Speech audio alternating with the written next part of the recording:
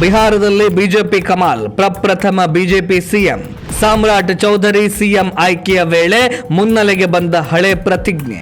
ಬಿಹಾರದ ನೂತನ ಮುಖ್ಯಮಂತ್ರಿಯಾಗಿ ಸಾಮ್ರಾಟ್ ಚೌಧರಿ ಆಯ್ಕೆಯಾಗಿದ್ದು ಮೊದಲ ಬಾರಿಗೆ ಬಿಜೆಪಿ ಶಾಸಕನೋರ್ವ ಸಿಎಂ ಆದ ಖ್ಯಾತಿಗೆ ಭಜನರಾಗಿದ್ದಾರೆ.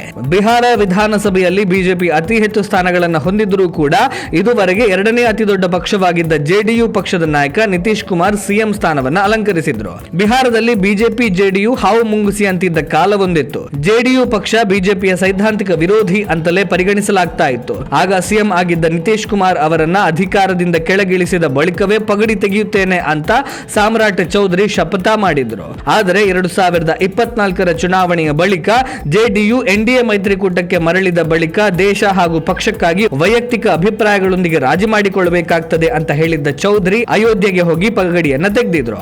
ನನಗೆ ಬಿಜೆಪಿ ಎಲ್ಲವನ್ನೂ ಕೊಟ್ಟಿದೆ, ನನಗೆ ಪಕ್ಷ ತಾಯಿ ಇದ್ದ ಹಾಗೆ, ನಾನು ಪಕ್ಷಕ್ಕೆ ಋಣಿಯಾಗಿದ್ದೇನೆ ಅಂತ ಹೇಳಿದ್ದ ಚೌಧರಿ ಅಯೋಧ್ಯೆಗೆ ತೆರಳಿ ಭಗವಾನ್ ರಾಮನ ದರ್ಶನ ಪಡೆದು ಪಗಡಿಯನ್ನ ತೆಗೆದಿದ್ರು. ಕುತೂಹಲಕಾರಿ ವಿಚಾರ ಅಂದರೆ ಒಂದು ಕಾಲದಲ್ಲಿ ಬದ್ಧ ವೈರಿಗಳಾಗಿದ್ದ ಚೌಧರಿ ಅವರನ್ನ ಈಗ ಮುಖ್ಯಮಂತ್ರಿ ಸ್ಥಾನಕ್ಕೆ ನಾಮಿನೇಟ್ ಮಾಡಿದ್ದೆ ಪಲ್ಟೂರಾಮ್ ಖ್ಯಾತಿಯ ನಿತೀಶ್ ಕುಮಾರ್.